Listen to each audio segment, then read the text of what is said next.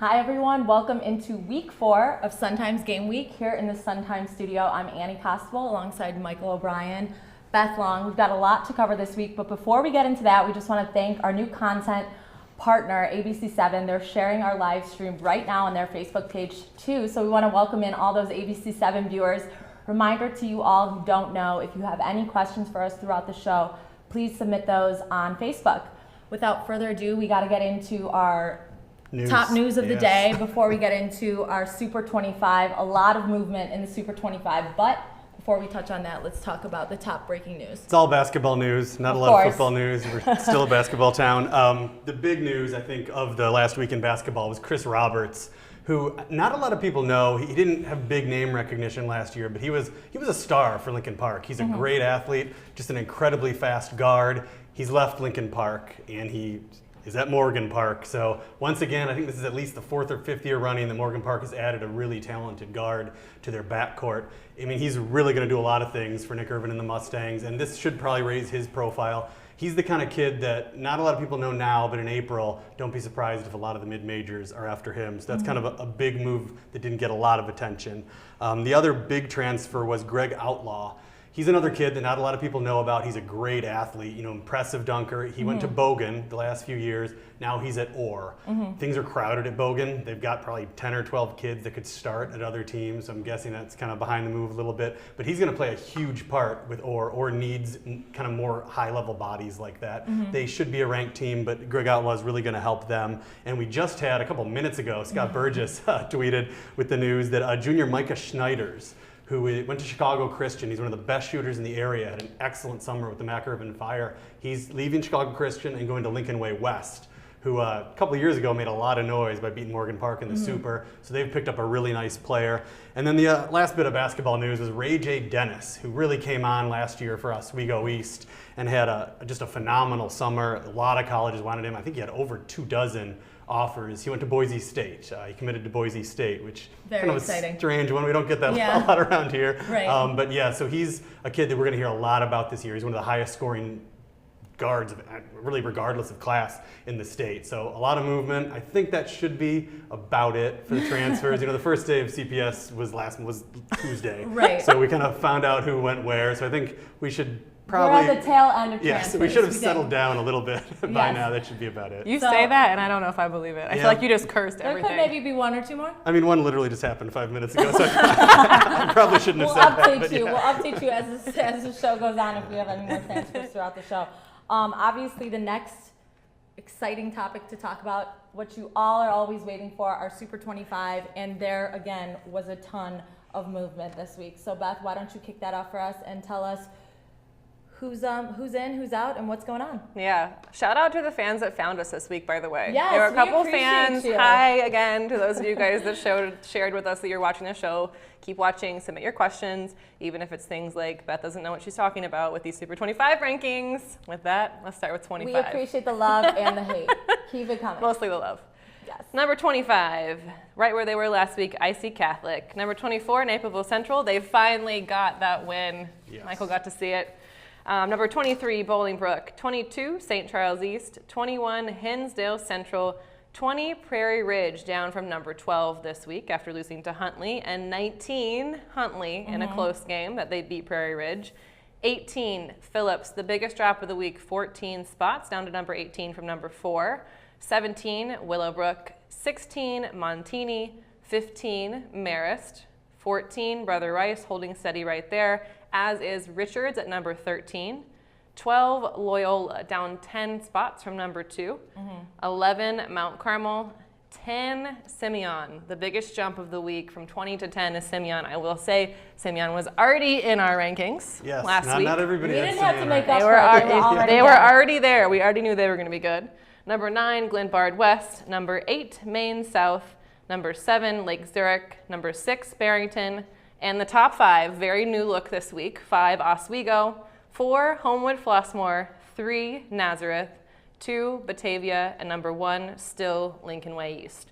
One thing you might notice, there are no new teams in this, and that's because not a single team lost to a team outside of the 25, and I'm a big believer in being fair. You don't lose to a team outside the top 25. I can't drop you out. Yeah, if you're not losing to a team in the top 25, then how does that make sense to move you out? There are teams that, let's talk about some of the teams that are just on the brink of making it in, though. Stevenson, Bennett, Rolling Meadows, Cary Grove, Providence Catholic. Who are some of these teams that could possibly pop in the next week or two? I'll tell you, one of the teams that is the most intriguing to me is Wheaton Warrenville South. Coming off a 2-7 year last year, they have already won more games this season at 3-0 than they did last year in 2017. They have a really strong defense. They've allowed 3 points the whole season. 3 points, that's it. 5 interceptions from Joe Ives, who has emerged as a standout on that defense, and they actually have a shot to get in the Super 25 with a game against number 22 St. Charles East on Friday. So I'm really curious to see them play. I also think Cary Grove, Stevenson, to be honest with you, all of these teams that you just named off, they all have a case to be in the Super 25, and I just need a signature win. And some of them have the chance to do that this week playing against other teams in the top 25. Absolutely. Let's talk a little bit about why some of these teams moved down, up. First, obviously, Phillips dropping 14 spots. That was the biggest drop this week. But they lost to Simeon, which a lot of people, like Coach said in postgame, no one thought we were going to win this game except us. And it's interesting as to why people think that way, because Simeon is not some schmuck team that, isn't competing at a high level, consistently. So why is it that notion that they cannot compete with Phillips? Where does that come from? I don't think there is. Coaches just like to use things for motivation. I mean, on the show last week, I said I thought they had a chance to win. Right. I don't think anybody thought they had no chance to win. I mean, I even saw last year's game was 14-0. Yeah. Then they had, 4 or 5 interceptions or turnovers. So you know how that goes with football. Sometimes it just comes down to that, and they didn't do it this time. But worth the jump for sure, I think, for... I mean, they've been in the Super 25 since the season opened. Simeon has been, so I would say that we thought that they were going to be good this year, which is a matter of how good. And what I know about Simeon is that they are always talented, and it's always about how disciplined they are on the field. And this year, they're proving they are very disciplined. That's how they win games. This team, Simeon, every single year has some of the top talent in the area, and can they work together? And what product do they put out on Friday and Saturdays is what makes the difference. And this year is clearly a good one for him so far. I mean, he had been an underclassman quarterback. I mean, Alontae Brown is a great athlete, but he was learning for the last 2 seasons, and now they have a senior quarterback. And I think in a lot of ways that makes a huge difference. Yeah, one that's going to Michigan State too. That definitely doesn't hurt. Doesn't hurt. We did have a question about the public league team, so let's ask it now. What's been the primary reason for the rise in quality in public league teams and their ability to compete on a state championship level?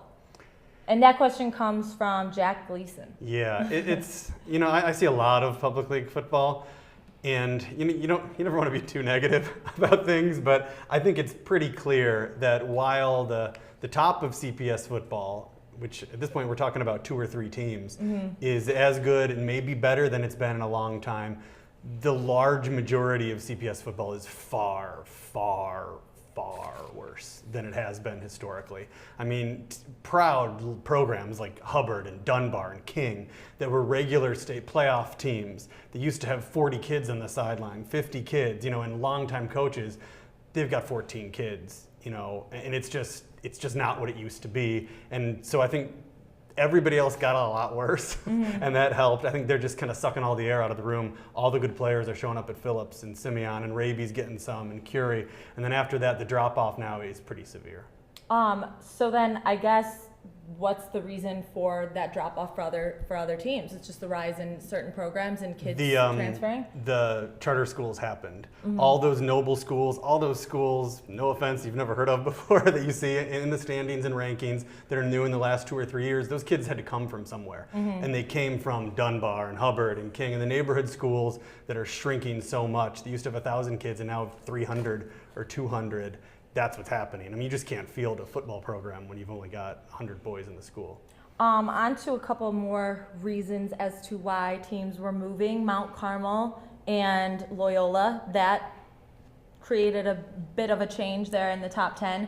Loyola moving down to number 12, which, I mean, after losing to Mount Carmel the way they did, that was an impressive game, an impressive defensive game for Mount Carmel. I mean, it came down to that final play, and talk about that with us for a second, because you were there, and that was just a huge moment, I think, for Mount Carmel. Yeah, it was, they just outplayed Loyola the entire game. It was pretty surprising. I have not seen Loyola at home. I haven't seen Loyola anywhere kind of struggle that much offensively, but at home it was very strange to see. I mean, so much credit goes to that Mount Carmel defense. Loyola just couldn't run the ball. I mean, it was Trevor Cabanban, we talked a lot about in the preseason. He finished with -5 yards in the game. They had some other guys try, but nobody was really able to run the ball. They were pretty effective. Rory Booz had like 16 catches, I believe. He had a really great day, but it wasn't enough. And frankly, to get down to that final play, it took 2 very long pass interference calls on Mount Carmel that were kind of iffy. So they didn't even, it's not like they charged down the field for that. They were kind of given it, and then they got there, and Matt Lenti made a really great play, a great tackle. If you watch the video, he's diving in and he grabs Matthew Schultz, the quarterback, who's not the most mobile guy. Loyola, that's not what they wanted to happen at the end of the game, was Matthew Schultz running with the ball. There aren't really any set plays for him to run. He runs when it's busted, and that must have been a busted play. Henry Hartsfield wants to know, Evanston Township is undefeated. Will they make their way into the Super 25? That's a great question. Was it Henry? Henry? So one of my games of the week is actually number 6 Barrington versus Evanston. There are actually a lot of 3-0 teams left, and Evanston is one of the ones that gets a shot to play somebody in the Super 25 and make their case to be in the Super 25. I said earlier, some of these 3-0 teams, I'm looking for a signature win. And what I mean by that is I need a win against a quality opponent who has beaten someone in the Super 25, who is in the Super 25. They come out and they shock the world, I suppose. And Evanston is one of the teams that I have written down here to do that. The last one that I'll throw out there is Cary Grove, who plays number 19 Huntley. This week. So I'm excited to see those 3 games in particular, 3 matchups of 3-0 schools, and we'll really see especially how the Fox Valley and a few other conferences are shaking out. We're going to review our week 3 games. Obviously, we have to talk about Huntley beating Prairie Ridge. Prairie Ridge, yeah, that was a 30-game win streak. So we'll get into that in a second. Before we do that, I just want to talk a little bit more about the Super 25. The 3 teams that broke into the top 5: Nazareth, Homewood, Flossmoor, Oswego. How, why, what were you thinking? I said earlier in the year, so I'll just read the top 5 for you guys one more time. Number 1, Lincoln Way East. 2, Batavia.